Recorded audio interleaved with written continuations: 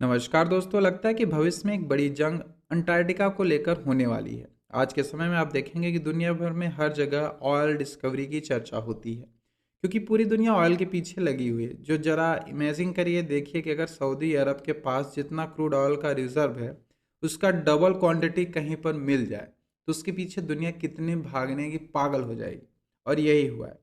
रसिया ने हाल ही में एक विशाल तेल भंडार की खोज की थी, जिसे अंटार्कटिका का ऑयल जैकपॉट कहा जा रहा है, जो जियोपॉलिटिक्स को फिर से आकार देने की धमकी देता है। इस खोज को और भी विस्तार से समझने की आवश्यकता है। रशियन वैज्ञानिक ने दावा किया कि उन्होंने अनुमानित 511 बिलियन बैरल के तेज भंडार को पहचान की है, जो कि बहुत बड़ा होता है। यह भंडार मूल रूप से वेडल सी में स्थित है। Weddell sea British Antarctic territories के करीब है। यह रिसर्च रसिया की state owned geological survey company Rosgeo द्वारा किया गया है। रॉसजियो का कहना है कि वे वैज्ञानिक के लिए डेटा कलेक्ट कर रहे हैं जब उन्हें इस डिस्कवरी के बारे में पता चला। 511 बैरल सऊदी अरब के जो प्रोविंस रिजर्व है, उसका डबल अमाउंट है। साथ ही पिछले 50 वर्षों से नॉर्थ सी में जितना भी तेल निकला गया है, उसका 10 गुना से अधिक है। आज भी वैश्विक खपत के हिसाब से लगभग 14 वर्षों के रिजर्व के बराबर है। अंटार्कटिका के संबंधित नियामक ढांचा इस खोज के कारण खतरे में है। पहला इस संधि पर 1959 में हस्ताक्षर किए गए थे कि यह 1961 के प्रभाव में आई थी।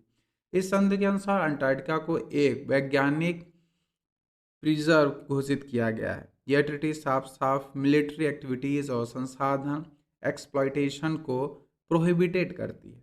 1991 में इस प्रोटोकॉल में विशेष रूप से मिनरल रिसोर्सेज एक्टिविटी पर बैन लगाया गया है। यह संधि 2048 तक बाइंडिंग थी। एक्सपर्ट का मानना है कि 2048 के बाद चीज़ों की समीक्षा की जाएगी और हो सकता है कि मिनरल एक्सप्लोरेशन के लिए इसे ओपन कर दिया जाए। रसिया का यह कदम एक रणनीतिक कदम माना जा रहा है। एक्सपर्ट का मानना है कि रसिया कहीं न कहीं वैज्ञानिक रिसर्च के लूप होल का हवाला देते हुए डेटा कलेक्ट कर रहा है, ताकि वह 2048 के आगे के लिए अपने आप को प्रिजर्व कर सके। यूके के ब्रिटिश अंटार्कटिका टेरिटरीज पर संप्रभुता का दावा किया है। ब्रिटिश सांसदों ने रसिया की कार्रवाई को लेकर चिंता जताई है। यह ट्रीटी का उल्लंघन है, उनका ऐसा मानना है। यूके मीडिया ने रिसोर्सेज गैप बताया है। चाइना भी अब इस क्षेत्र में अपना इंटरेस्ट बढ़ा रहा है।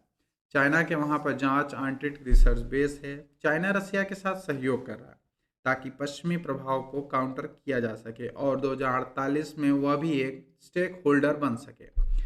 विशेषज्ञों का डर है कि यह कदम अंटार्कटिक गवर्नेंस को डिस्पिलिलाइज करेगा, जिससे कि प्रादेशिक दावे टेरिटरीज क्लेम्स शुरू हो सकते हैं और कॉन्फ्लिक्ट भी पैदा हो सकता है। सवाल यह है कि क्या इस तेल को निकालना संभव है। अंटार्कटिका से तेल निकालना काफ़ी मुश्किल और काफ़ी कॉस्टली होता है।